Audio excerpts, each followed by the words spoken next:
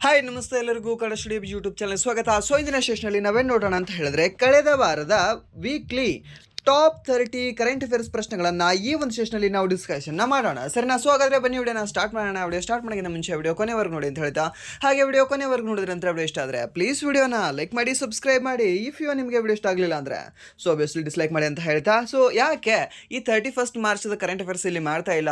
ಈ ವೀಕಿನ current affairs ಇಲ್ಲಿ ಟಾಪ್ 30 ತೊಗೊಂಡಿದ್ದೀವಿ ಅಂತಂದರೆ, ಎಸ್ಟರ್ಡೇ ಮಹಾವೀರ ಜಯಂತಿ, ಅದು ನಿಮ್ಗೆ ಗೊತ್ತಿರಬಹುದು. And then day before yesterday Sunday ಇತ್ತು. ಸರಿನಾ? ಆದ ಕಾರಣದಿಂದ ಜಾಸ್ತಿ ಕರೆಂಟ್ ಅಫೇರ್ಸ್ ನ್ಯೂಸೇ ಇಲ್ಲ. ಓಕೆ, ಮತ್ತೆ ಇಂಟರ್ನ್ಯಾಷನಲ್ ಕರೆಂಟ್ ಅಫೇರ್ಸ್ ಹೇಳೋದಾದ್ರೆ ವಾರದ ಹೇಳಬಹುದು, ಮತ್ತೆ ಎಡಿಷನಲ್ ಏನು ಸಹ ಇಲ್ಲ. ಆ ಕಾರಣಕ್ಕಾಗಿ ಈ ರಿವೈಸ್ ಆಗುತ್ತೆ ಒಂದು ಟಾಪ್ 30ನ ನೋಡುವ ಒಂದು 10 ನಿಮಿಷದಲ್ಲಿ ಅಂತ ಇದನ್ನ ಕ್ರಿಯೇಟ್ ಮಾಡಿರೋದು. ಸರಿನಾ? ಹಾಗಾದ್ರೆ ಬನ್ನಿ ಮೊದಲ ಪ್ರಶ್ನೆ ಏನಿದೆ ಅಂತ ನೋಡುವ. ಏನಿದೆ ಮೊದಲ ಪ್ರಶ್ನೆ?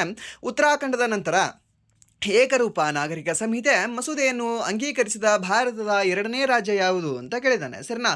ಕ್ವಶನ್ ರಾಂಗ್ ಇದೆಯಾ, ರೈಟ್ ಇದೆಯಾ? ಫಸ್ಟ್ ಅದನ್ನು ಹೇಳಿ ನನಗೆ. ಕ್ವಶನ್ ರೈಟ್ ಇದೆಯೋ ರಾಂಗ್ ಇದೆಯೋ? ಆಪ್ಷನ್ ಕೊಟ್ಟಿದ್ದಾನೆ, ರಾಜಸ್ಥಾನ, ಗುಜರಾತ್, ಮಧ್ಯಪ್ರದೇಶ ಮತ್ತು ಮಹಾರಾಷ್ಟ್ರ ಅಂತ ಇದೆ. ನನ್ನ ಪ್ರಕಾರ ಹೇಳೋದಾದರೆ ನಾನು ಕ್ವಶನೇ ರಾಂಗ್ ಅಂತ ಹೇಳ್ತೇನೆ. ಓಕೆ, ಯಾಕೆ? 2ನೇ ರಾಜ್ಯ ಅಲ್ಲ ಭಾರತದ 3ನೇ ರಾಜ್ಯ. ಬಟ್ ಕ್ವಶನ್ ಏನಂತ ಕೇಳಬೇಕಾಗಿತ್ತು, ಸ್ವತಂತ್ರದ ನಂತರ ಈ UCCಯನ್ನು ಅಳವಡಿಸ್ಕೊಂಡಿರ್ತಕ್ಕಂಥ ಭಾರತದ 2ನೇ ರಾಜ್ಯ ಅಂತ ಆಗಬೇಕಾಗಿತ್ತು. ಸ್ವತಂತ್ರದ ನಂತರ ಅಂತ ಇಲ್ಲಿ ಮೆನ್ಷನ್ ಮಾಡಿಲ್ಲ ಅಲ್ವಾ? 1947 ನಂತರ ಅಂತ ಇಲ್ಲಿ ಮೆನ್ಷನ್ ಮಾಡಿಲ್ಲ ಅಲ್ವಾ? ಹಾಗಾದರೆ 2ನೇ ರಾಜ್ಯ ಯಾವುದಾಗತ್ತೆ? 2ನೇ ರಾಜ್ಯವೇ ಉತ್ತರಾಖಂಡ ಅಂತ ಹೇಳ್ತೀವಿ. ಮೊದಲನೇ ರಾಜ್ಯ ಯಾವುದು? ಮೊದಲನೇ ರಾಜ್ಯ ಗೋವಾ, 2ನೇ ರಾಜ್ಯ ಉತ್ತರಾಖಂಡ, 3ನೇ ರಾಜ್ಯ ಯಾವುದು ಅಂತಂದರೆ ಗುಜರಾತ್ ಅಂತ ಹೇಳ್ತೀವಿ. ಪ್ರಶ್ನೆ ನಿಮಗೆ ಇದನ್ನ ಬಿಟ್ಟು ಬೇರೆ ರೀತಿ ಕೇಳ್ಬೋದು. ಸ್ವತಂತ್ರದ ನಂತರ ಮೊದಲ ರಾಜ್ಯ ಯಾವುದು ಅಂತ ಕೇಳ್ಬೋದು. ಅವಾಗ ನೀವು ಹೇಳಬೇಕಾಗಿದೆ, ಸರ್ ಫಸ್ಟ್ ಉತ್ತರಾಖಂಡ, 2ನೇದು ಗುಜರಾತ್ ಅಂತ. ಹಾಗಾದರೆ ಈ ಒಂದು ಗೋವಾ ಸ್ವತಂತ್ರ ಪೂರ್ವಕ್ಕಿಂತ ಮುಂಚೆ, ಮೀನ್ಸ್ ಈ ಒಂದು ಸ್ವತಂತ್ರಕ್ಕಿಂತ ಪೂರ್ವವೇ UCCಯನ್ನು ಅಳವಡಿಸ್ಕೊಂಡಿತ್ತ? ಹೌದು. ಈ ಒಂದು ಏಕರೂಪ ನಾಗರಿಕ ಸಮಿತಿಯನ್ನು ಈ ಗೋವಾದಲ್ಲಿ ಪೋರ್ಚುಗೀಸರೇ ಅಳವಡಿಸಿ ಹೋಗಿರ್ತಾರೆ. ಸರಿನಾ? ಅದು ಸಹ ನಿಮ್ಗೆ ಗೊತ್ತಿರಲಿ, ಕೇಳೋ ಚಾನ್ಸಸ್ ಇರುತ್ತೆ. ಅದು ನೆಕ್ಸ್ಟ್ ಈ ಒಂದು UCC ಬಗ್ಗೆ ಹೇಳ್ತಕ್ಕಂಥ ವಿಧಿ ಯಾವುದು ಅಂತ ಕೇಳ್ಬೋದು ನಿಮಗೆ. ಯಾವುದು? ಏಕರೂಪ ನಾಗರಿಕ ಸಮಿತಿಯ ಬಗ್ಗೆ ಹೇಳ್ತಕ್ಕಂಥ ವಿಧಿ ಯಾವುದು? ಸರ್ ಯಾವುದು ಅಂದರೆ 44 ಅಂತ ಹೇಳ್ತೀವಿ. ಸರಿನಾ? ಯಾವುದು? ಒಂದು ಆರ್ಟಿಕಲ್ 44 ಅಂತ ಹೇಳ್ತೇವೆ. ಇದನ್ನು ಸಹ ನೀವು ನೆನ್ಪಿಟ್ಕೊಳ್ಳಿ. ಹೇಗೆ ಏಕವಾಗಿ ಕಾಣಬೇಕು. ಇದು ಏಕವಾಗಿ ಕಾಣುತ್ತೆ, ಇದನ್ನು ಏಕವಾಗಿ ಕಾಣುತ್ತೆ, ಸೇಮ್ ಟ್ವಿನ್ ಈ ಥರ ಕಾಣುತ್ತವಲ್ವಾ, 4 ಅಂತ. ಏಕರೂಪ ನಾಗರಿಕ ಸಮಿತಿ ಅಂತ ನೆನ್ಪಿಡ್ತದೆ. ಹಾಗಾದರೆ ಇದು ಎಷ್ಟನೇ ಭಾಗದಲ್ಲಿ ಕಂಡುಬರುತ್ತೆ? ಸರ್ ಇವಾಗಲೇ ಏಕರೂಪ ಅಂತ ಹೇಳಿದ್ರಿ. 4 ಅಂತ 1 ಸರಿ 2 ಸರಿ ಬರ್ದಿದ್ರೆ ಅದರಲ್ಲಿ ಒಂದೇ ತಗೊಳ್ಳಿ, 4ನೇ ಭಾಗದಲ್ಲಿ ಕಂಡುಬರುತ್ತೆ. ಹಾಗಾದರೆ 4ನೇ ಭಾಗ ಏನಂತ ಹೇಳುತ್ತೆ? ರಾಜನೀತಿ ನಿರ್ದೇಶಕ ತತ್ವಗಳು ಅಂತ ಹೇಳುತ್ತವೆ. ಏನಂತ ಹೇಳ್ತವೆ? ರಾಜ್ಯ ನೀತಿ ನಿರ್ದೇಶಕ ತತ್ವಗಳು ಅಂತ ಹೇಳ್ತವೆ. ಹಾಗಾದರೆ ರಾಜನೀತಿ ನಿರ್ದೇಶಕ ತತ್ವಗಳು ಈ ನ್ಯಾಯಸಮ್ಮತವಾಗಿದವೋ ಅಥವಾ ನ್ಯಾಯಸಮ್ಮತ ಆಗಿಲ್ವೋ? ಏನಾಗಿರ್ಬೋದು? ಮೂಲಭೂತ ಹಕ್ಕುಗಳು ನ್ಯಾಯಸಮ್ಮತವಾಗಿದ್ದಾವೆ. ಹಾಗಾದರೆ ಇದು ನ್ಯಾಯಸಮ್ಮತ ಆಗಿದವೋ ಅಥವಾ ಆಗಿಲ್ವೋ? ಸರ್ ಇದು ಆಗಿಲ್ಲ. ಏನಂತ ಹೇಳ್ತೀವಿ? ಈ ಒಂದು ರಾಜನೀತಿ ನಿರ್ದೇಶಕ ತತ್ವಗಳು, ಈ ಒಂದು DPSPಗಳೇನಿದಾವಲ್ವಾ, ಇದು ನ್ಯಾಯಸಮ್ಮತವಾಗಿಲ್ಲ ಅನ್ನೋ ಸಹ ನೀವು ನೆನ್ಪಿಟ್ಕೊಳ್ಳಿ. ಇದು ನ್ಯಾಯಸಮ್ಮತವಾಗಿಲ್ಲ. ಬಟ್ ಅದೇ 3ನೇ ಭಾಗದಲ್ಲಿ ಕಂಡುಬರ್ತಕ್ಕಂತಹ ಮೂಲಭೂತ ಹಕ್ಕುಗಳೇನಿದಾವಲ್ವಾ, ಅದು ಈ ನ್ಯಾಯಸಮ್ಮತವಾಗಿದ್ದಾವೆ. ಸರಿನಾ? ಇದನ್ನು ಸಹ ನೀವು ನೆನ್ಪಿಟ್ಕೊಳ್ಳಿ, ಕೇಳಬಹುದು. ಅದನ್ನು ಹಾಗಾದರೆ ಇದನ್ನು ನೀವೇ ಹೇಳ್ತಾ ಇದ್ದೀರಾ ಸರ್, ಅಥವಾ ಯಾವುದಾದ್ರೂ ಒಂದು ಆರ್ಟಿಕಲಲ್ಲಿ ಬರ್ದಿದೆಯಾ? ಹೌದು. ಈ 13ನೇ ಆರ್ಟಿಕಲಲ್ಲಿ ಏನಂತ ಹೇಳುತ್ತೆ? ಈ ಮೂಲಭೂತ ಹಕ್ಕುಗಳು ನ್ಯಾಯಸಮ್ಮತವಾಗಿದ್ದಾವೆ ಅಂತ ಹೇಳುತ್ತೆ.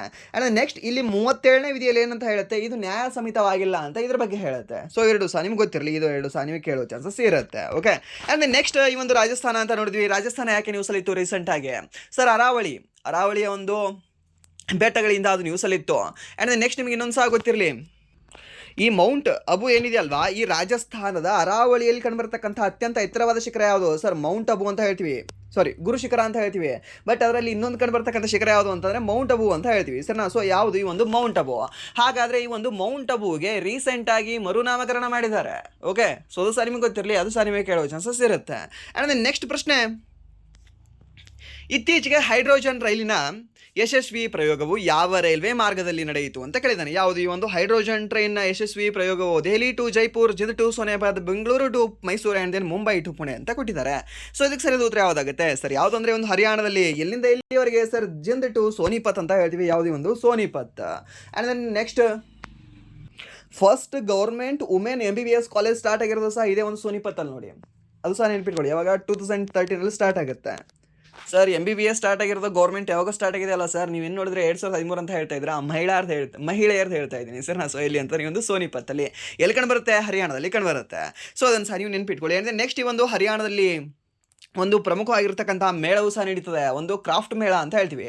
ಹಾಗಾದರೆ ಒಂದು ಕ್ರಾಫ್ಟ್ ಮೇಳದ ಹೆಸರೇನು? ಸೂರಜ್ ಕುಂಡ್ ಮೇಳ ಅಂತ ಹೇಳ್ತೀವಿ. ಸೊ ಅದನ್ನು ಸಹ ನೀವು ನೆನ್ಪಿಟ್ಕೊಳ್ಳಿ. ಓಕೆ, ಸೊ ಅದು ಸಹ ನಿಮಗೆ ಕೇಳೋ ಚಾನ್ಸಸ್ ಇರುತ್ತೆ. ಹಾಗಾದರೆ ಈ ವರ್ಷ ನಡೆದಿರ್ತಕ್ಕಂಥ ಸೂರಜ್ ಕುಂಡ್ ಮೇಳದ ಆವೃತ್ತಿ ಏನಾಗಿತ್ತು? ಮರ್ತು ಬಿಟ್ರಾ? ಅಷ್ಟು ಬಾರಿ ಹೇಳಿದ್ದೀನಿ ನಾನು ನಿಮಗೆ, ಕೇಳ್ತೇನೆ ಅಂತ 39th. ಓಕೆ, ಸೊ 39ನೇ ಒಂದು ಆವೃತ್ತಿಯಾಗಿತ್ತು ಅನ್ನೋದು ಸಹ ನೀವು ನೆನ್ಪಿಟ್ಕೊಳ್ಳಿ. ಆ್ಯಂಡ್ ನೆಕ್ಸ್ಟ್ ಪ್ರಶ್ನೆ, ಈ ಒಂದು ಅಬ್ಸರ್ವಿಂಗ್ ಟುಡೇ ಪ್ರೊಟೆಕ್ಟಿಂಗ್ ಟುಮಾರೋ ಎಂಬ ಘೋಷವಾಕ್ಯದೊಂದಿಗೆ ಮಾರ್ಚ್ 23, 2026 ಯಾವ ದಿನವನ್ನು ಆಚರಿಸಲಾಯಿತು ಅಂತ ಕೇಳಿದ್ದಾನೆ. ಸರ್ 23ಕ್ಕಂತೂ ನಾವು ಜಲದಿನ ಆಚರಣೆ ಮಾಡಲ್ಲ, ಯಾಕೆಂದರೆ 22ಕ್ಕೆ ಆಚರಣೆ ಮಾಡಿಬಿಟ್ಟಿದ್ದೀವಿ. ಆ್ಯಂಡ್ ದೆನ್ ಹವಾಮಾನ ದಿನ 23ಕ್ಕೆ ಆಚರಣೆ ಮಾಡ್ತೀವಿ. ಹಾಗಾದರೆ ಅದರದ ಒಂದು ಥೀಮ್ ಆಗಿದೆ. ಹೌದು, ಅದರದೇ ಥೀಮ್ ಆಗಿದೆ. ಏನಾಗಿದೆ? ಈ ಅಬ್ಸರ್ವಿಂಗ್ ಟುಡೇ ಪ್ರೊಟೆಕ್ಟಿಂಗ್ ಟುಮಾರೋ ಅನ್ನೋದು ಈ ಒಂದು ವಿಶ್ವ ಹವಾಮಾನ ದಿನದ ಒಂದು ಥೀಮ್ ಆಗಿದೆ. ಹಾಗಾದರೆ ವಿಶ್ವ ಪರಿಸರ ದಿನ ಯಾವಾಗ ಆಚರಣೆ ಮಾಡ್ತೀವಿ ಸರ್?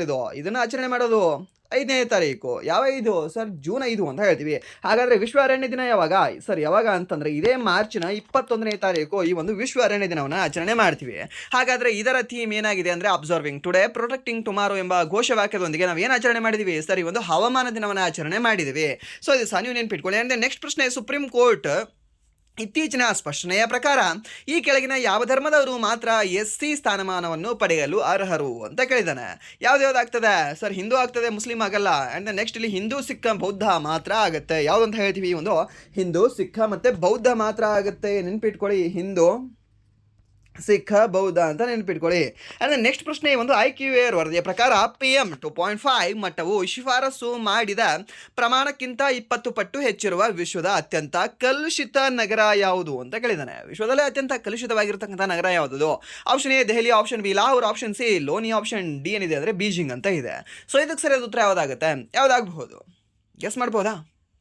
ಗೆಸ್ ಮಾಡಿ ಹೇಳಿ ನೋಡುವ, ಯಾವುದಾಗುತ್ತೆ ಸರ್? ದೆಹಲಿ. ಓಕೆ, ದೆಹಲಿ ಹೇಗೆ ಅಂತಂದರೆ ಇದೆ ನಮ್ಮ ಭಾರತದಲ್ಲಿ, ಬಟ್ ವಿಶ್ವದ ಅಂತ ಕೇಳಿದಾಗ ಅವಾಗ ನಾವು ಹೇಳಬೇಕಿತ್ತು ಸರ್ ದ್ಯಾಟ್ ಈಸ್ ಒಂದು ಲೋನಿ ಅಂತ. ಓಕೆ, ಯಾವುದು ಅಂತ ಹೇಳ್ತೀವಿ? ಒಂದು ಲೋನಿ ಅನ್ನೋದು. ಸೊ ಲೋನಿ ಅನ್ನೋದೇನಿದೆ ಅಲ್ವಾ, ಇದು IQ ವರದಿಯ ಪ್ರಕಾರ PM 2.5 ಮಟ್ಟವು ಶಿಫಾರಸು ಮಾಡಿದ ಪ್ರಮಾಣಕ್ಕಿಂತ 20 ಪಟ್ಟು ಏನಿದೆ ಅಲ್ವಾ, 20 ಟೈಮ್ಸ್ ಇದು ಅತ್ಯಂತ ಕಲುಷಿತವಾಗಿರ್ತಕ್ಕಂಥ ನಗರವಾಗಿದೆ. ಯಾವುದು? ಲೋನಿ ಅನ್ನೋದು. ಓಕೆ, ಸೊ ಅದನ್ನು ಸಹ ನೀವು ನೆನ್ಪಿಟ್ಕೊಳ್ಳಿ. ಸೊ ಲೋನಿ ಅನ್ನೋದು ನಿಮಗೆ ಸ್ಟೇಟ್ಮೆಂಟ್ ವೈಸಲ್ಲಿ ಸಹ ಕೇಳ್ಬೋದು, ಇಲ್ಲ ಅಂತಂದರೆ ನಿಮಗೆ ಜಸ್ಟ್ ಈ ರೀತಿ MCQ ಒಂದೇ ಒಂದು ಡೈರೆಕ್ಟ್ ಕ್ವಶನ್ ಸಹ ನಿಮಗೆ ಕೇಳ್ಬೋದು. 2 ಫಾರ್ಮೆಟಲ್ಲಿ ನಿಮಗೆ ಕೇಳೋ ಚಾನ್ಸಸ್ ಇರುತ್ತೆ. ಈ ರೀತಿಯ ಪ್ರಶ್ನೆಗಳನ್ನು ನೆನ್ಪಿಟ್ಕೊಳ್ಳಿ. ಆ್ಯಂಡ್ ನೆಕ್ಸ್ಟ್ ಪ್ರಶ್ನೆ, ಒಂದು ಹೊಸ ಆದಾಯ ತೆರಿಗೆ ಕಾಯ್ದೆ 2025 ಬಗ್ಗೆ ನಾಗರಿಕರಲ್ಲಿ ಜಾಗೃತಿ ಮೂಡಿಸಲು ಪ್ರಾರಂಭಿಸಲಾದ ಅಭಿಯಾನ ಯಾವುದು ಅಂತ ಕೇಳಿದ್ದಾನೆ. ಯಾವುದ್ರ ಬಗ್ಗೆ ಸರಿ? ಒಂದು ನ್ಯೂ ಟ್ಯಾಕ್ಸ್ ಆ್ಯಕ್ಟ್ ಅಂತ ಹೇಳ್ತೀವಿ. ಸೊ 2025. ಸೊ ಈ ಒಂದು ಹೊಸ ಆದಾಯ ತೆರಿಗೆ ಕಾಯ್ದೆ 2025 ಬಗ್ಗೆ ಪ್ರಾರಂಭಿಸಿರ್ತಕ್ಕಂಥ ಒಂದು ಅಭಿಯಾನದ ಹೆಸರೇನು? ಏನಾಗಿದೆ ಸರ್ ಆ ಒಂದು ಅಭಿಯಾನದ ಹೆಸರು? ಸರ್ ಏನು ಅಂತಂದರೆ ದ್ಯಾಟ್ ಈಸ್ ಈ ಒಂದು ಟ್ಯಾಕ್ಸ್ ಸೇವಾ ಪ್ರಾರಂಭ 2026 ಡಿಜಿಟಲ್ ಟ್ಯಾಕ್ಸ್ ಇಂಡಿಯಾ ಸುಗಮ ಆದಾಯ ಅಂತ ಹೇಳ್ತೀವಿ. ಸೊ ಯಾವುದಾಗುತ್ತೆ ಇದಕ್ಕೆ ಸರ್? ಉತ್ತರ ಪ್ರಾರಂಭ 2026 ಅಂತ ಹೇಳ್ತೀವಿ. ಓಕೆ, ಸೊ ಪ್ರಾರಂಭ 2026. ಆ್ಯಂಡ್ ನಿಮ್ಗೆ ಇನ್ನೊಂದು ಸಹ ಗೊತ್ತಿರಲಿ, ನಮ್ಮ ಭಾರತದಲ್ಲಿ 100 ಜನ ಇದ್ದಾರೆ ಅಂತಂದರೆ 100 ಜನದಲ್ಲಿ ಜಸ್ಟ್ 1% ಜನ ಏನಿದಾರಲ್ವಾ, ಸೊ ಇವರು 40% ಜನರ ಆದಾಯವನ್ನು ಹೊಂದಿದ್ದಾರೆ ಇವರು. ಓಕೆ, ಸೊ ಇವರ ಆಸ್ತಿ ಇಷ್ಟಿದೆ, ರಿಮೇನಿಂಗ್ ಜನ ಬಡವರೇ ಇದ್ದಾರೆ. ಓಕೆ, ನಾವು ಪರ್ ಕ್ಯಾಪಿಟದಲ್ಲಿ ಹೇಳ್ತೀವಲ್ವಾ. ಓಕೆ, ಸೊ ಪರ್ ಕ್ಯಾಪಿಟದಲ್ಲಿ ನಮ್ದು ಇಷ್ಟಿದೆ, ಅಷ್ಟಿದೆ, ಹಾಗಿದೆ, ಹೀಗಿದೆ ಅಂತ. ಬಟ್ ಜಾಸ್ತಿ ತೆಗೆದುಕೊಂಡು ಕೂತವರೇ ಇವರು. ಆ್ಯಂಡ್ ನಿಮ್ಗೆ ಇನ್ನೊಂದು ಸಹ ಗೊತ್ತಿರಲಿ, ಇದೇ 1% ಜನ, ಈ 1% ಜನ ಏನಿದಾರಲ್ವ, ಈ 1% ಶ್ರೀಮಂತರಾಗಿರಲಿ, whatever the so called, so ಅವ್ರದ್ದು ಹತ್ರ ಜಸ್ಟ್ 2% ಟ್ಯಾಕ್ಸ್ನ ತಗೊಂಡ್ರೆ ನಮ್ಮ ಭಾರತದಲ್ಲಿರ್ತಕ್ಕಂಥದ್ದು ಹೆಲ್ತ್ ಇನ್ಫ್ರಾಸ್ಟ್ರಕ್ಚರ್ ಏನಿದಾವಲ್ವ ಅದನ್ನು 10 ಟೈಮ್ಸ್ ವಿದಿನ್ 5 ಇಯರ್ಸಲ್ಲಿ ಚೇಂಜ್ ಮಾಡ್ಬೋದು. ಸೊ ಆ ರೀತಿ ಇದೆ. ಬಟ್ ಸರ್ಕಾರಕ್ಕೆ ಅವ್ರ ದುಡ್ಡು ತಿಂದದ ಅರ್ಗಲ್ಲ. ಸೊ ಬಡವ್ರ ದುಡ್ಡೇ ಬೇಕು, ಸೊ ಹಾಕು GST ಅಂತ, ಸೊ ಬಡವ್ರ ಮೇಲೆ ಹಾಕ್ತದೆ. ಓಕೆ, ಆ್ಯಂಡ್ ನೆಕ್ಸ್ಟ್ ಪ್ರಶ್ನೆ, ಈ ಒಂದು yes we can end TB ಎಂಬ ಥೀಮಿನೊಂದಿಗೆ ಮಾರ್ಚ್ 24 ಆಚರಿಸಲಾದ ವಿಶ್ವ ಕ್ಷಯರೋಗ ದಿನದ ಸಂದರ್ಭದಲ್ಲಿ ಜಾಗತಿಕವಾಗಿ ಎಷ್ಟು ಸಾವುಗಳು ಸಂಭವಿಸಿವೆ ಎಂದು ಅಂದಾಜಿಸಲಾಗಿದೆ ಅಂತ ಕೊಟ್ಟಿದ್ದಾನೆ. ಓಕೆ, ಸೊ ಅದರಿಂದ ಎಷ್ಟು ಸಾವುಗಳು ಸಂಭವಿಸಿವೆ ನೋಡಿ ಇಲ್ಲಿ, ಎಷ್ಟು ಸಾವು ಸಂಭವಿಸಬಹುದು? So option A 1.23 million. Fancy ಇದೆ ನೋಡಿ ನಂಬರ್. ಸರ್ ಫ್ಯಾನ್ಸಿ ಇದೆ ಅಂದರೆ ಇದನ್ನೇ ನೆನ್ಪಿಟ್ಕೊಳ್ತೀನಿ, ಬೇರೆದೇನು ಹೇಳಬೇಡಿ ಬಿಡಿ. ಓಕೆ, ಹಾಗಾದರೆ ಇದನ್ನೇ ನೆನ್ಪಿಟ್ಕೊಳ್ಳಿ. ಏನು 1.23 ಮಿಲಿಯನ್ ಸಾವುಗಳಾಗಿದ್ದಾವೆ. ಏನು ಉಫ್ ಮಾಡಿನೇ ಅಷ್ಟೇ, ಜಸ್ಟ್. ಓಕೆ, ಸೊ ಅದಕ್ಕೆ ಏನಂತ ಹೇಳಿದ್ದಾರೆ? Yes we can end TB ಅಂತ ಹೇಳಿದ್ದಾರೆ. TB ಯಾರಿಗಾರಿಗೋ ಬರೋದಿಲ್ಲ. ಓಕೆ, ಸೊ ಯಾರು ಈ ಸಿಗರೇಟನ್ನು ಸೇರ್ತಾರೆ, ಸೊ ಅವರಿಗೆ ಜಾಸ್ತಿ TB ಬರುತ್ತೆ. ಓಕೆ, ಸರಿ, ಹೇಗೆ ಅಂತಂದರೆ ಡೊಮೆಸ್ಟಿಕಲ್ಲಿ ಬರುತ್ತಲ್ಲ ಮಹಿಳೆಯರಿಗೆ. ಸೊ ಇವಾಗ ಇದಕ್ಕಿಂತ ಮುಂಚೆ, ಈಗ LPG ಬರೋಕ್ಕಿಂತ ಮುಂಚೆ ಜಾಸ್ತಿ ಈ ಒಲೆ ಮೇಲೆ ಮಾಡ್ತಿದಾರಲ್ವಾ, ಸೊ ಅವಾಗ ಗ್ಯಾಸ್ ಹೋಗಿ ಹೋಗಿ ಹೋಗಿ ಅವ್ರಿಗೆ ಏನಾಗ್ತಿತ್ತು ಅಂದರೆ ಟಿ ಬಿ ಬರೋ ಚಾನ್ಸಸ್ ಸ್ವಲ್ಪ ಜಾಸ್ತಿ ಇರ್ತಿತ್ತು. ಬಟ್ ಇವಾಗ ಎಲ್ ಪಿ ಜಿ ಇದ್ದಾವೆ, ಸೊ ಪ್ರತಿ ಗ್ರಾಮಗಳಲ್ಲೂ ಸಹ. ಸೊ ಅದಕ್ಕೆ ಇದು ಮಹಿಳೆಯರಲ್ಲಿ ಇವಾಗ ಪ್ರಸ್ತುತ ಕಡಿಮೆ ಆಗಿದೆ. ಓಕೆ, ಸೊ ಇದು ಸಹ ನೀವು ನೆನ್ಪಿಟ್ಕೊಳ್ಳಿ. ಆ್ಯಂಡ್ ನೆಕ್ಸ್ಟ್ ಪ್ರಶ್ನೆ, ಫೆಬ್ರವರಿ 2026 ಸಾಲಿನ ICC ಮಹಿಳಾ ಪ್ಲೇಯರ್ ಆಫ್ ದ ಮಂತ್ ಗೌರವಕ್ಕೆ ಪಾತ್ರರಾದ ಭಾರತೀಯ ವೇಗಿ ಯಾರು ಅಂತ. ಸೊ ಭಾರತೀಯ ಪೇಸರ್ ಆಗಿದ್ದಾರೆ ಇವರು. ಯಾರು ಅಂದರೆ ಸರ್ ನಮ್ಮ RCBಯ ಹೆಣ್ಣು ಹುಲಿ ಯಾರು, ಅರುಂಧತಿ ರೆಡ್ಡಿ ಅಂತ ಹೇಳ್ತೇವೆ. ಓಕೆ, ಯಾರು ಅಂದರೆ ಒಂದು ಅರುಂಧತಿ ರೆಡ್ಡಿ ಅವರು. ಸೊ ಜುಲನ್ ಗೋಸ್ವಾಮಿ ಅಂತ ನಾವು ಹೇಳಲ್ಲ. ಸೊ ಇವರು ಆಲ್ರೆಡಿ ದಂತಕಥೆ ಆಗಿದ್ದಾರೆ. ಸೊ ಅವ್ರು ಇವಾಗ ಆಲ್ರೆಡಿ ರಿಟೈರ್ಮೆಂಟನ್ನು ಕೊಟ್ಟಿದ್ದಾರೆ. ರೇಣುಕಾ ಸಿಂಗ್ ಅವರು, ಸೊ ಇವಾಗ ಕರೆಂಟ್ಲಿ ಇವರು UP ವಾರಿಯರ್ಸ್ ಅಲ್ಲಿ ಏನೋ ಇದ್ದಾರೆ. ಸೊ ಇವರಲ್ಲ. ಆ್ಯಂಡ್ ನೆಕ್ಸ್ಟ್ ದೀಪ್ತಿ ಶರ್ಮಾ ಅವರು. ಲಾಸ್ಟ್ ಏನು ODI ವರ್ಲ್ಡ್ ಕಪ್ ಆಯ್ತಲ್ವಾ, ಆ ODI ವರ್ಲ್ಡ್ ಕಪ್ಪಲ್ಲಿ ಮ್ಯಾನ್ ಆಫ್ ದ ಟೂರ್ನಮೆಂಟ್ ಯಾರು ಅಂದರೆ ಇದೇ ದೀಪ್ತಿ ಶರ್ಮಾ ಅವರು ನೋಡಿ. ಓಕೆ, ಅಷ್ಟು ಸಖತ್ತಾಗಿ ಆಡಿದ್ರು ಇವರು.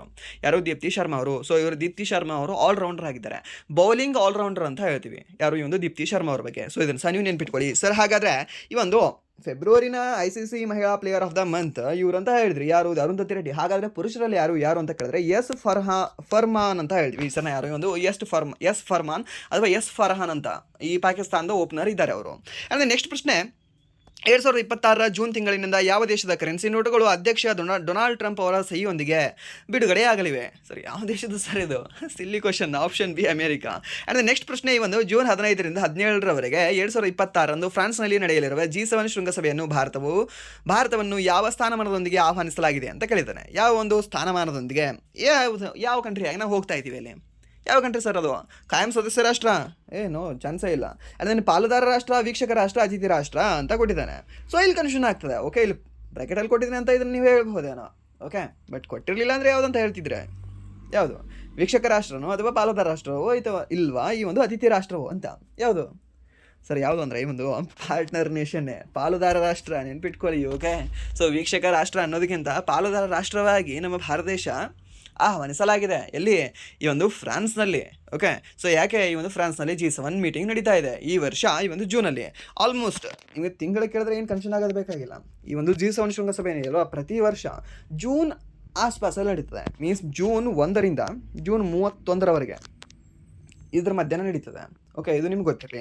ಅಂದರೆ ನೆಕ್ಸ್ಟ್ ಪ್ರಶ್ನೆ ಒಂದು ಮಾರ್ಚ್ 26ರಿಂದ 29 ಈ 2026 ವಿಶ್ವ ವ್ಯಾಪಾರ ಸಂಸ್ಥೆಯ 14ನೇ ಮಂತ್ರಿಮಂಡಲ ಸಮ್ಮೇಳನವು ಎಲ್ಲಿ ನಡೆಯಿತು ಅಂತ ಕೇಳಿದ್ದಾನೆ. ಸರ್ನ ಎಲ್ಲಿ ಸರ್ ಇದು? ಎಲ್ಲಿ ಯಾವುಂಡೆ ಎಲ್ಲಿಂಡೆ? ಸೊ ಎಲ್ಲಿ ಅಂದರೆ ಈ ಒಂದು ಯಾವುಂಡೆ ಕ್ಯಾಮ್ರೂನ್ ದೇಶದಲ್ಲಿ ನಡೆದಿದೆ ಸರ್ ಇದು. ಎಲ್ಲಿ ಅಂದರೆ ಈ ಒಂದು ಯಾವುಂಡೆ ಅಂತ ಹೇಳ್ತೀವಿ. ಅದೇ ನೆಕ್ಸ್ಟ್ ಪ್ರಶ್ನೆ ಒಂದು ಸುಗಮ್ ಡಿಜಿಟಲ್ ಎಂಬ ಫೇಸ್ಲೆಸ್ ಮತ್ತು ಪೇಪರ್ಲೆಸ್ ಆಡಳಿತ ಉಪಕ್ರಮವನ್ನು ಪ್ರಾರಂಭಿಸಿರ್ತಕ್ಕಂತಹ ರಾಜ್ಯ ಯಾವುದು ಅಂತ ಕೇಳಿದ್ದಾನೆ. ಯಾವುದು ಈ ಒಂದು ಸುಗಮ್ ಡಿಜಿಟಲ್ ಅನ್ನೋದು? ಹಾಗಾದರೆ ಯಾವ ರಾಜ್ಯ ಆಗಿರ್ಬೋದು ಸುಗಮ್ ಡಿಜಿಟಲ್? ಸರ್ ಕರ್ನಾಟಕ, ತಮಿಳುನಾಡು, ಗುಜರಾತ್ ಮತ್ತು ಕೇರಳ. ಸೊ ಹೆಸರು ಕೇಳಿದ್ರೆ ನಮ್ಮ ಕರ್ನಾಟಕ ಅನಿಸುತ್ತೆ, ಯಾಕಂದರೆ ಸುಗಮ. ಸೊ ಅದು ಸುಗಮ್ ಅಂತಂದರೆ ಸೊ ಅಲ್ಲಿ ಕರ್ನಾಟಕದ ಬದಲಾಗಿ ಗುಜರಾತ್ ಅಂತ ಹೇಳ್ತೇವೆ. ಸೊ ಅದನ್ನು ಸಹ ನೀವು ನೆನ್ಪಿಟ್ಕೊಳ್ಳಿ. ಅದು ನೆಕ್ಸ್ಟ್ ಒಂದು NBA ಇತಿಹಾಸದಲ್ಲಿ 1612 ಪಂದ್ಯಗಳನ್ನು ಆಡುವ ಮೂಲಕ ಅತಿ ಹೆಚ್ಚು ರೆಗ್ಯುಲರ್ ಸೀಸನ್ ಪಂದ್ಯಗಳನ್ನು ಆಡಿದ ದಾಖಲೆ ನಿರ್ಮಿಸಿದವರು ಯಾರು ಅಂತ ಕೇಳಿದ್ದಾನೆ. ಯಾರು ಸರ್ ಇವರು? 1612 ಪಂದ್ಯಗಳನ್ನು ಆಡಿದ್ದಾರೆ. ಸೊ ಯಾರವರು ಸರ್? ಮೈಕಲ್ ಜೋರ್ಡನ್ ಅವರು ಆಗೋಕ್ಕೆ ಸಾಧ್ಯ ಇಲ್ಲಲ್ಲ, ಯಾಕೆಂದರೆ ಇವರು ರಿಟೈರ್ಮೆಂಟ್ ಆಲ್ರೆಡಿ ತೊಗೊಂಡಿದ್ದಾರೆ. ಸೊ ಹಾಗಾದರೆ ಯಾರಾಗ್ಬೋದು? ಯಾರು ಅಂದರೆ ಈ ಒಂದು ಲೆಬ್ರಾನ್ ಜೇಮ್ಸ್ ಅಂತ ಹೇಳ್ತೀವಿ. ಈ ಸರ್ನ ಯಾರು? ಒಂದು ಲೆಬ್ರಾನ್ ಜೇಮ್ಸ್ ಅವರು ಈ 1612 ಪಂದ್ಯಗಳನ್ನು ಆಡುವ ಮೂಲಕ ದಾಖಲೆ ನಿರ್ಮಿಸಿದ್ದಾರೆ. ಈ ಮೈಕಲ್ ಜೋರ್ಡನ್ ಅವರು ಏನಿದಾರಲ್ವಾ, ಸೊ ಇವರು ದಂತಕಥೆ ಇವಾಗ ಆಲ್ರೆಡಿ ಬಾಸ್ಕೆಟ್ಬಾಲಲ್ಲಿ. ಸೊ ಇವಾಗ ಕರೆಂಟ್ಲಿ ಯಾರಿದ್ದಾರೆ ಅಂತಂದರೆ ಒಂದು ಲೆಬ್ರಾನ್ ಜೇಮ್ಸ್ ಅಂತ ಹೇಳ್ತೀವಿ. ಅಂದರೆ ನೆಕ್ಸ್ಟ್ ಪ್ರಶ್ನೆ, ಭಾರತ ಮೊದಲ ರಾಷ್ಟ್ರೀಯ ಇಂಡೋರ್ ಅಥ್ಲೆಟಿಕ್ಸ್ ಚಾಂಪಿಯನ್ಶಿಪ್ ಎಲ್ಲಿ ನಡೆಯಿತು ಅಂತ ಕೇಳಿದ್ದಾನೆ. ಎಲ್ಲಿ ಅಂದರೆ ಸರ್ ಭುವನೇಶ್ವರದಲ್ಲಿ. ಯಾವ ಸ್ಟೇಡಿಯಂ ಅಂದರೆ ಕಳಿಂಗ ಸ್ಟೇಡಿಯಂ ಅನ್ನೋದು ನೆನ್ಪಿಟ್ಕೊಳ್ಳಿ. ಯಾವ ಸ್ಟೇಡಿಯಂ? ಈ ಒಂದು ಕಳಿಂಗ ಸ್ಟೇಡಿಯಂ ಅಂತ ಹೇಳ್ತೇವೆ. ಸೊ ಇದನ್ನು ಸಹ ನೀವು ನೆನ್ಪಿಟ್ಕೊಳ್ಳಿ. ಅಂದರೆ ನೆಕ್ಸ್ಟ್ ಪ್ರಶ್ನೆ ಒಂದು ಅಪೋಲೋ 17ರ ನಂತರ ಸುಮಾರು 50 ವರ್ಷಗಳ ಬಳಿಕ ಚಂದ್ರನ ಸಮೀಪಕ್ಕೆ ಮಾನವರನ್ನು ಹೊತ್ತೊಯ್ಯಲಿರುವ ನಾಸಾದ ಮಿಷನ್ ಯಾವುದು ಅಂತ ಕೇಳಿದ್ದಾನೆ. ಅಪೋಲೋ 17 ನಂತರ 50 ವರ್ಷಗಳ ನಂತರ ಈ ಒಂದು ಮಾನವರನ್ನ ಕರ್ಕೊಂಡು ಹೋಗ್ತಾ ಇದೆ ಅಂತೆ. ಸೊ ಯಾವುದದು ಮಿಷನ್? ಅದು ಯಾವುದು ಅಂದರೆ ಸರ್ ಅದು A ಫಾರ್ ಅಪೋಲೋ, ಇದು A ಫಾರ್ ಇದನ್ನು ಆರ್ಟಿಮಿಸ್ ಅಂತ ಹೇಳ್ತೀವಿ. ಹಾಗಾದರೆ ಆರ್ಟಿಮಿಸ್ 1 2 ಆರ್ಟಿಮಿಸ್ 2 ಅಂತ ಹೇಳ್ತೀವಿ. ಸೊ ಅದನ್ನು ಸಹ ನೀವು ನೆನ್ಪಿಟ್ಕೊಳ್ಳಿ. Apollo 17 AB de Villiers number. So ನೆನ್ಪಿಟ್ಕೊಳ್ಬಹುದು. ಅಂದರೆ ನೆಕ್ಸ್ಟ್ ಪ್ರಶ್ನೆ ಒಂದು ಜಾಗತಿಕ ಭಯೋತ್ಪಾದನಾ ಸೂಚಕ 2026 ಪ್ರಕಾರ ಭಯೋತ್ಪಾದನೆಯಿಂದ ಅತಿ ಹೆಚ್ಚು ಪೀಡಿತವಾದ ದೇಶ ಯಾವುದು? ಪೀಡಿತವಾದ ದೇಶ ಅಲ್ಲ, ಅದೇ ಪೀಡಿಸ್ತಾ ಇದೆ. ಯಾವ ದೇಶ? ಪಾಕಿಸ್ತಾನ. ಓಕೆ, ಯಾವ ದೇಶ ಅಂತ ಹೇಳ್ತೀವಿ? ಪಾಕಿಸ್ತಾನ ಅಂತ ಹೇಳ್ತೇವೆ. ಅಂದರೆ ನೆಕ್ಸ್ಟ್ ನಮ್ಮ ಭಾರತ ಎಷ್ಟನೇ ಸ್ಥಾನದಲ್ಲಿದೆ ಸರ್? ನಮ್ಮದು 13ರ ಸ್ಥಾನದಲ್ಲಿದೆ. ಅಂದರೆ ನೆಕ್ಸ್ಟ್ ಪ್ರಶ್ನೆ, ಇತ್ತೀಚೆಗೆ 31ನೇ ವಯಸ್ಸಿನಲ್ಲಿ ಅಂತಾರಾಷ್ಟ್ರೀಯ ಹಾಕಿಗೆ ನಿವೃತ್ತಿ ಘೋಷಿಸಿದ ಅರ್ಜುನ ಪ್ರಶಸ್ತಿ ವಿಜೇತ ಭಾರತೀಯ ಆಟಗಾರ ಯಾರು ಅಂತ ಕೇಳಿದ್ದಾರೆ.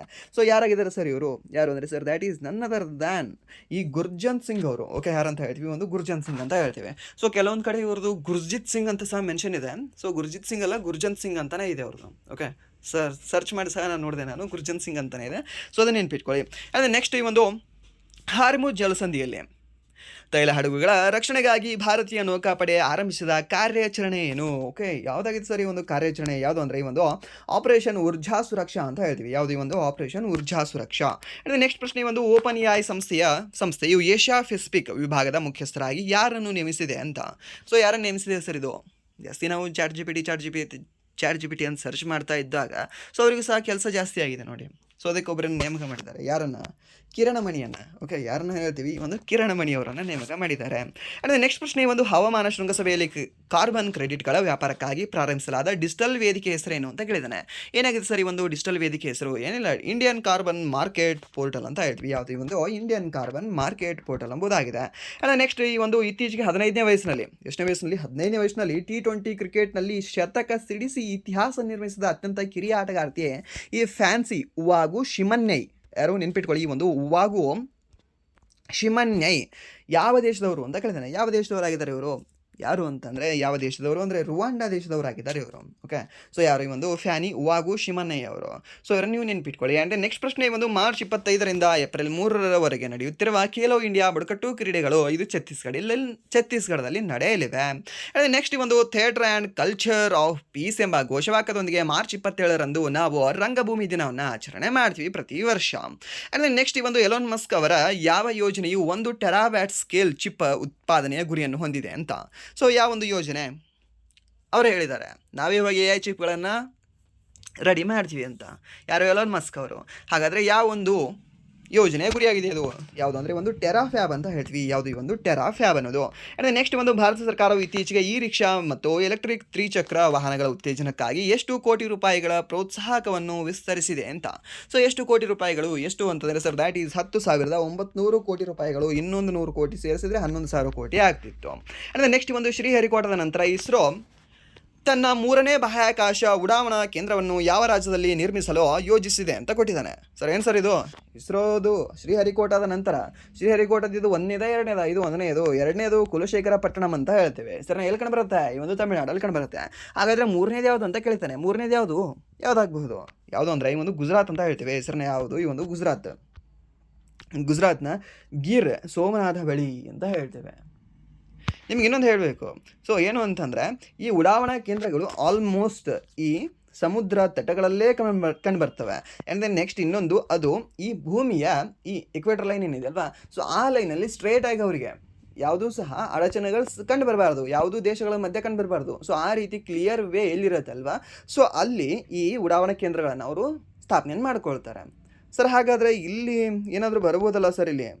ಓಕೆ, ಸೊ ನಿಮ್ಗೆ ಗೊತ್ತಿರಲಿ, ಈಗ ಇದೆಲ್ಲ ಸಹ ಹೇಗೆ ಸ್ಯಾಟಲೈಟ್ ಇದೆ. ಆ್ಯಂಡ್ ದೆನ್ ಇವಾಗೆಲ್ಲ ಸ್ವಲ್ಪ ಅಡ್ವಾನ್ಸ್ಡ್ ಇದೆ. ಸೊ ನಮಗೆ ಗೊತ್ತಿದೆ ಇಲ್ಲಿ ಏನಾದರೂ ಅಬ್ಸ್ಟಾಕಲ್ಸ್ ಇದೆಯೋ ಇಲ್ವೋ ಅಂತ. ಬಟ್ ಸೋಮೇಶ್ವರ ಟೆಂಪಲ್ ಏನಿದೆ ಅಲ್ವಾ, ಗುಜರಾತ್ನ ಸೋಮನಾಥಪುರ ಟೆಂಪಲಲ್ಲಿ, ಅಲ್ಲಿ ಆ ಟೆಂಪಲ್ ಇದೆ. ಎಲ್ಲಿದೆ? ಇಲ್ಲಿ ಆ ಟೆಂಪಲ್ ಇದೆ ಅಲ್ವಾ. ಸೊ ಇಲ್ಲಿ ಆ ಟೆಂಪಲ್ನ ಕಂಪೌಂಡ್ಗೆ ಒಂದು ಸ್ತಂಭ ಇದೆ. ಏನಂತ ಹೇಳ್ತೀವಿ ಅದಕ್ಕೆ? ಬಾಣಸ್ತಂಭ ಅಂತ ಹೇಳ್ತೀವಿ. ಸರ್ ಏನಂತ ಹೇಳ್ತೀವಿ? ಬಾಣಸ್ತಂಭ ಅಂತ ಹೇಳ್ತೀವಿ. ಆ ಬಾಣಸ್ತಂಭದ ಮೇಲೆ ಬರೆದಿದೆ. ಏನಂತ ಬರೆದಿದೆ ಅಂದರೆ, ಇಲ್ಲಿಂದ ನೇರವಾಗಿ ಹೋದರೆ ಅಂಟಾರ್ಟಿಕಾ ಭೂಮಿಯ ದಕ್ಷಿಣ ಧ್ರುವವನ್ನು ನಾವು ತಲುಪ್ತೀವಿ ಅಂತ ಬರೆದಿದೆ. ಅದು ಏನು ಸರ್? ಅದು ಯಾರಾದರೂ ಹೇಳ್ಬೋದು, ಯಾಕಂದರೆ ಅವರು ಎಂತೆಂಥ ಬುಕ್ಗಳೇ ಬರೆದಿದ್ರು, ಬಟ್ ಹೇಳ್ಬೋದು ಅಂತ. ಬಟ್ ಇನ್ನೊಂದು ಲೈನ್ ಮೆನ್ಷನ್ ಮಾಡ್ತಾರೆ, without any obstacles, without any land obstacles ಅಂತ ಮೆನ್ಷನ್ ಮಾಡ್ತಾರೆ. ಸೊ ಭೂಮಿಯ ಯಾವುದೇ ಒಂದು ಅಬ್ಸ್ಟ್ಯಾಕಲ್ಸ್ ಇಲ್ಲದೆ ನಾವು ತಲುಪಬಹುದು ಅಂತ.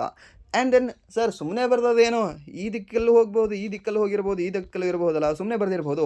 ಇವನಲ್ಲಿ ಒಂದು ಮಾರ್ಕ್ ಸಹ ಇದೆ, ಇದೇ ದಿಕ್ಕಲ್ಲಿ ಹೋಗು ಅಂತ. ಓಕೆ, ಸೊ ಆ ರೀತಿ ಅವಾಗಿನ ಕಾಲದಲ್ಲೇ ಅವರು ಬರೆದಿಟ್ಟಿದ್ರು. ಓಕೆ, ಸೊ ಮೀನ್ಸ್ ಇವಾಗಲೂ ಇದೆ ಅದು. ಇವಾಗಲೂ ಸಹ ನೀವು ಬೇಕಾದರೆ ಗೂಗಲ್ ಸರ್ಚ್ ಮಾಡ್ಕೊಂಡು ನೋಡಬಹುದು ಬಾಣಸ್ತಂಭ ಅಂತ. ಸೊ ನಿಮಗೆ ಸಿಗುತ್ತೆ. ಓಕೆ, ಅಷ್ಟು ಅಡ್ವಾನ್ಸ್ ಟೆಕ್ನಾಲಜಿ ಆಲ್ರೆಡಿ ನಮ್ಮ ಹತ್ರ ಇತ್ತು. ಬಟ್ ಅದು ಕಾಲಾನುಕ್ರಮೇಣ ಅದು ಮೇ ಬಿ ಅದು ಹೇಗೆ ಅಂತಂದರೆ ಕರಿಗೆ ಹೋಗಿರ್ಬೋದು. ಆ್ಯಂಡ್ ದೆನ್ ನೆಕ್ಸ್ಟ್ ಇವಾಗ ಮತ್ತೆ ಅದು ಪುನಃಸ್ಥಾಪನೆ ಆಗ್ತಾ ಇರಬಹುದು ಅಷ್ಟೇ. ಓಕೆ, ಸೊ ಒಂದು ರೀತಿ ನಾವು ಏನಂತ ಹೇಳ್ತೀವಿ, ಡೆಲಿವ್ಯೂ ಅಂತ ಹೇಳ್ತೀವಲ್ವಾ. ಸೊ ಮೀನ್ಸ್ ಆ ಲೆವೆಲಲ್ಲಿ ಬರುತ್ತೆ ಅದು, ಜಾಸ್ತಿ ಥಿಂಕ್ ಮಾಡೋಕ್ಕೆ ಹೋದರೆ. ಆ್ಯಂಡ್ ನೆಕ್ಸ್ಟ್ ಒಂದು ಇತ್ತೀಚೆಗೆ 75 ರೂಪಾಂತರಗಳನ್ನು ಹೊಂದಿದ ಒಮಿಕ್ರಾನ್ನ ಯಾವ ಉಪತಳಿಯನ್ನು WHO ಮೇಲ್ವಿಚಾರಣೆ ಮಾಡುತ್ತಿದೆ ಅಂತ ಕೊಟ್ಟಿದ್ದಾನೆ. ಯಾವೊಂದು ಉಪತಳಿ ಸಬ್ ವೇರಿಯಂಟ್ ಯಾವುದು ಅಂದರೆ ಸರ್ ದ್ಯಾಟ್ ಈಸ್ ಒಂದು ZN1 ಅಂತ ಹೇಳ್ತೀವಿ. ಯಾವುದು ಈ ಒಂದು ZN1 ಅಲ್ಲ. ಸೊ ಈ ಒಂದು BA32 ಅಂತ ಹೇಳ್ತೀವಿ. ಯಾವುದು BA3.2 ಅನ್ನೋದು ನೆನ್ಪಿಟ್ಕೊಳ್ಳಿ. ಯಾವುದು BA3.2 ಅನ್ನೋದು ಒಮಿಕ್ರಾನ್ BA3.2. ನೆಕ್ಸ್ಟ್ ಈ ಒಂದು ಬ್ರಿಟಿಷ್ ಬ್ರಾಡ್ಕಾಸ್ಟಿಂಗ್ ಕಾರ್ಪೊರೇಷನ್ BBCಯ ನೂತನ ಡೈರೆಕ್ಟರ್ ಜನರಲ್ ಆಗಿ ನೇಮಕಗೊಂಡವರು ಯಾರು ಅಂತ ಕೇಳಿದ್ದಾನೆ. Okay, BBC English news channel ಇದೆ ಇದು. ಕನ್ನಡದಲ್ಲಿ ಬರುತ್ತಲ್ವಾ, ಸ್ಯಾಟಲೈಟ್ ನ್ಯೂಸ್ ಚಾನಲ್ಗಳು ಇಂಡಿಯಾದಲ್ಲೆಲ್ಲ ಬರ್ತಾವಲ್ವಾ. ಸೊ ಒಬ್ಬರದೇ ಇದ್ರೇನೋ ತಾರೀಫ್ ಮಾಡ್ತಾರೆ ಜಾಸ್ತಿ, ಎಲ್ಲ ಸುಮ್ಮನೆ ಬೊಗಳೆ ಬಿಡ್ತಾ ಕೂಡ್ತಿರ್ತಾರಲ್ಲ. ಸೊ ಅವ್ರ ರೀತಿ ಅಲ್ಲ, ಸ್ವಲ್ಪ ಕರೆಕ್ಟಾಗಿ ದ ಆ್ಯಕ್ಚುಯಲ್ ನ್ಯೂಸ್ ರಿಪೋರ್ಟಿಂಗ್ ಮಾಡ್ತಾರೆ ಇವರು ಸಹ, ಯಾರು BBC ಅವರು. ಸೊ ಹಾಗಾದರೆ ಈ ಒಂದು BBCಯ ಒಬ್ಬ ಡೈರೆಕ್ಟರ್ ಜನರಲ್ ಆಗಿ ನೇಮಕೊಂಡವ್ರು ಯಾರು ಅಂತ ಕೇಳಿದಾನೆ ಸರ್ನಾ. ಸೊ ಯಾರು ಅಂತಂದರೆ ಸರ್ ದ್ಯಾಟ್ ಈಸ್ ಈ ಮ್ಯಾಟ್ ಬ್ರಿಟನ್ ಅವರು. ಓಕೆ, ಯಾರು ಅಂದರೆ ಒಂದು ಮ್ಯಾಟ್ ಬ್ರಿಟನ್ ಅವರು. ಸೊ ಈ ಬ್ರಿಟನ್ನಲ್ಲಿ ರಾಜಾಧಿಕಾರ ಇರಲಿ, ಇವಾಗಲೂ ಸಹ ಇಲ್ಲಿವರೆಗೂ ಸಹ ಅವ್ರದ್ದು ರಾಯಲ್ ಅಧಿಕಾರನೇ ಇದೆ ಅಲ್ಲಿ. ಓಕೆ, ದ ಅಲ್ಟಿಮೇಟ್ ಪವರ್ ಯಾರ ಹತ್ರ ಇದೆ ಅಂದರೆ ಅವರ ರಾಜನ ಹತ್ರ, ದ ಕಿಂಗ್ ಹತ್ರನೇ ಇದೆ. ಬಟ್ ಆದರೂ ಸಹ ಅಲ್ಲಿರ್ತಕ್ಕಂಥ ಎಲ್ಲ ನ್ಯೂಸ್ ಚಾನಲ್ಗಳು ಆ್ಯಂಡ್ ದೆನ್ ದ ಪ್ರೆಸ್ಗಳು, ನ್ಯೂಸ್ ಪೇಪರ್ಗಳು ಅಥೆಂಟಿಕ್ ಆಗಿ ವರ್ಕ್ ಮಾಡ್ತವೆ. ಓಕೆ, ಸತ್ಯ ಅಂತ, ಸುಳ್ಳು ಅಂತ. ನಮ್ಮದು ಡೆಮೋಕ್ರಸಿ ಕಂಟ್ರಿ ಇದೆ. I think you got it. Okay, and the next ಪ್ರಶ್ನೆ ಈ ಒಂದು 29ನೇ ಪ್ರಶ್ನೆ. ಜಪಾನ್ ಇತ್ತೀಚೆಗೆ ಪರಿಚಯಿಸಿದ ಗಂಟೆಗೆ 275 ಕಿಲೋಮೀಟರ್ ವೇಗದಲ್ಲಿ ಚಲಿಸುವ ರೈಲಿನ ವಿಶೇಷತೆ ಏನು ಅಂತ. ಏನಾಗಿದೆ ಅಂದರೆ ಸರ್ ಅದು ಈ ಒಂದು 275 ಕಿಲೋಮೀಟರ್ ಜಪಾನಲ್ಲಿ ಚಲಿಸೋದೇನು ದೊಡ್ಡ ಮಾತೇ ಅಲ್ಲ, ಬಟ್ ಅದರ ವಿಶೇಷತೆ ಇದೆ ಅಂತೆ ಏನೋ ಒಂದು. ಹಾಗಾದರೆ ಏನು ವಿಶೇಷತೆ ಇರ್ಬೋದು? ಇದು ವಿಶ್ವದ ಮೊದಲ ಹೈಸ್ಪೀಡ್ ಪ್ಯಾಸೆಂಜರ್ ರೈಲು. ಇಲ್ಲ, ಹೈಸ್ಪೀಡ್ ಪ್ಯಾಸೆಂಜರ್ ರೈಲು ಇವನ್ ಹೇಳಬೇಕು ಅಂದರೆ ಚೀನಾದವರು 450 ತೊಗೊಂಡು ಬಂದಿದ್ದಾರೆ. ಗಂಟೆಗೆ 450 ಕಿಲೋಮೀಟರ್ ಹೋಗುತ್ತೆ. ಸೊ 2 ಗಂಟೆಯಲ್ಲಿ ಬೀದರಿಂದ ಬೆಂಗಳೂರಿಗೆ ತಲುಪ್ಬೋದು ನಾವು. ಓಕೆ, ಸೊ ಮೀನ್ಸ್ ಇದು ಅಲ್ಲ. ಆ್ಯಂಡ್ ನೆಕ್ಸ್ಟ್ ಇದೊಂದು ಫ್ರೈಟ್ ರೈಲ್ ಆಗಿದೆ ಅಂತ ಕೊಟ್ಟಿದ್ದಾನೆ. ಓಕೆ, ಫ್ರೈಟ್ ರೈಲ್ ಅಂತ ಏನಂತ ಹೇಳ್ತೀವಿ, ಈ ಮಾಲ್ ಗಾಡಿ ಅಂತ ಹೇಳ್ತಾರಲ್ವ, ಸರಕು ಸಾಗಣೆ ರೈಲು. ಸೊ ಅದು ಅಂತ ಕೊಟ್ಟಿದ್ದಾನೆ. ಆ್ಯಂಡ್ ನೆಕ್ಸ್ಟ್ ಈ ಒಂದು ಸಂಪೂರ್ಣ ಸೌರಶಕ್ತಿ ಚಾಲಿತ ರೈಲು ಅಂತ ಕೊಟ್ಟಿದ್ದಾನೆ. ಆ್ಯಂಡ್ ನೆಕ್ಸ್ಟ್ ಇದು ಚಾಲಕರಹಿತ ರೈಲು ಅಂತ ಕೊಟ್ಟಿದ್ದಾರೆ. ಸೊ ಇದಕ್ಕೆ ಯಾವುದಾಗುತ್ತೆ ಅಂದರೆ ಈ ಒಂದು ಫ್ರೈಟ್ ರೈಲ್ ಆಗಿದೆ ಇದು. ಓಕೆ, ಸೊ ಫ್ರೈಟ್ ರೈಲೇ 275 ಕಿಲೋಮೀಟರ್ ಪರ್ ಅವರ್ ಚಲಿಸ್ತಾ ಇದೆ ಎಲ್ಲಿ, ಜಪಾನಲ್ಲಿ. ಆ್ಯಂಡ್ ನೆಕ್ಸ್ಟ್ ಪ್ರಶ್ನೆ ಈ ಒಂದು ಕ್ಲಾಸಿನ ಕೊನೆಯ ಪ್ರಶ್ನೆ. ಮಾರ್ಚ್ 28ರಂದು ರಾತ್ರಿ 8:30ರಿಂದ 9:30ರವರೆಗೆ ಜಾಗತಿಕವಾಗಿ ಆಚರಿಸಲಾದ ಪರಿಸರ ಜಾಗೃತಿ ಅಭಿಯಾನ ಯಾವುದು ಅಂತ ಕೇಳಿದ್ದಾನೆ. ಸೊ ಇದನ್ನು ಹೋಮ್ವರ್ಕ್ ಆಗಿ ನೀವು ಕ್ವಶನ್ನ ತಗೊಳ್ಳಿ ಅಂತ ನೀವು ಒಂದು ಹೋಮ್ವರ್ಕಿಗೆ ನೀವು ಆನ್ಸರ್ ಮಾಡಿ ಅಂತ ಹೇಳ್ತಾ, ಸೊ ಇಲ್ಲಿವರೆಗೂ ವಿಡಿಯೋ ನೋಡೋದಕ್ಕಾಗಿ ಫಸ್ಟ್ ಆಫ್ ಆಲ್ ಧನ್ಯವಾದಗಳು. ಅಂತ ಇಲ್ಲಿವರೆಗೂ ವಿಡಿಯೋ ನೋಡಿ ನಿಮಗೆ ಏನಾದರೂ ವಿಡಿಯೋ ಇಷ್ಟ ಆಗಿದ್ರೆ ಪ್ಲೀಸ್ ವಿಡಿಯೋನ ಲೈಕ್ ಮಾಡಿ, ಸಬ್ಸ್ಕ್ರೈಬ್ ಮಾಡಿ. ಇಫ್ ನಿಮಗೆ ವಿಡಿಯೋ ಇಷ್ಟ ಆಗಲಿಲ್ಲ ಅಂದರೆ ಸೊ ಡಿಸ್ಲೈಕ್ ಮಾಡಿ ಅಂತ ಹೇಳ್ತಾ ವಿಡಿಯೋನ ಇಲ್ಲಿಗೆ ಏನು ಮಾಡ್ತಿದ್ದೀನಿ. Once again thank you so much.